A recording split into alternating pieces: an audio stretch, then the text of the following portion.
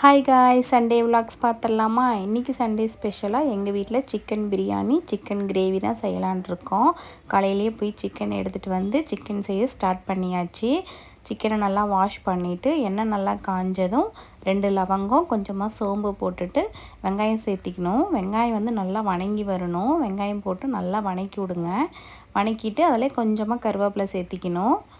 கருவேப்பிலை சேர்த்திட்டு வெங்காயம் நல்லா வணங்கி வந்ததும் 2 ஸ்பூன் இஞ்சி பூண்டு பேஸ்ட்டு சேர்த்துக்கணும். இஞ்சி பூண்டு பேஸ்ட்டு போட்டு நல்லா வணக்கி விடுங்க. அது நல்லா வணங்கி வந்ததும் 3 தக்காளி பேஸ்ட்டு மாதிரி அரைச்சி வச்சுருந்தேன், அதையும் சேர்த்திக்கலாம். தக்காளி வந்து பேஸ்ட்டு சேர்த்திட்டு நல்லா வணக்கி விடுங்க. அதோட பச்சை ஸ்மெல் போகிற வரைக்கும் ஒரு 2 நிமிஷம் கழித்து அதுக்கப்புறம் சிக்கன் ஆட் பண்ணணும். தக்காளி நல்லா பச்சை ஸ்மெல் போய் வணங்கி வந்துருச்சு. இந்த டைமில் சிக்கன் சேர்த்துக்கலாம். நான் வந்து இன்றைக்கி 3/4 கிலோ சிக்கன் தான் எடுத்திருக்கேன். அதை சேர்த்திக்கலாம்.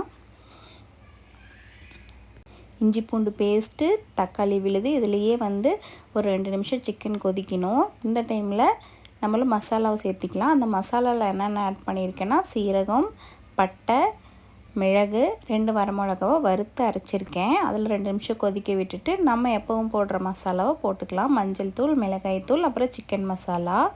இதுலேயே அப்படியே ஒரு 5 நிமிஷம் கொதிக்க விடுங்க. தண்ணி எதுவும் ஊற்றக்கூடாது. இப்போ வந்து அதிலே 5 நிமிஷம் கொதித்ததுக்கப்புறமே ஒரு 5 நிமிஷம் கழித்து தண்ணி ஆட் பண்ணிக்கலாம். நம்ம சும்மா ஒரு கிளாஸ் டம்ளர் ஊற்றினா போதும். ஏன்னா நாம் வந்து இன்றைக்கி செமி கிரேவியாக தான் செய்ய போகிறோம். ஒரு கிளாஸ் தண்ணி ஊற்றிட்டு மூடி வச்சிடலாம். ஒரு 10 நிமிஷம் கழித்து ஓப்பன் பண்ணி பார்த்தா பாருங்கள், தண்ணிலாம் நல்லா கொஞ்சம் சுண்டி சிக்கன் நல்லா வெந்து வந்திருக்கு.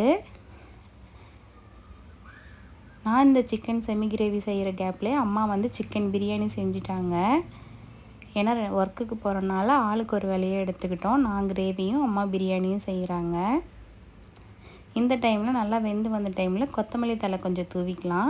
கொத்தமல்லி தழை ஏன் தூவுறோம்னா சிக்கன் கிரேவி நல்லா வாசமாக இருக்கும். அதனால தான் இந்த டைமில் சேர்த்துக்கிறோம்.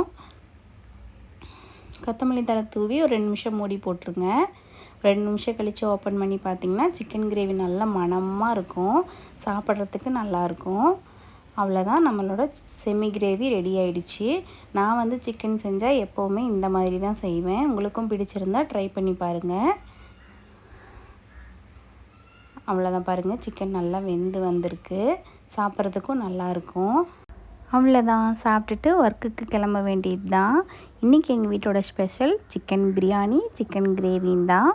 பை காய்ஸ், பிடிச்சிருந்தா லைக் பண்ணுங்கள்.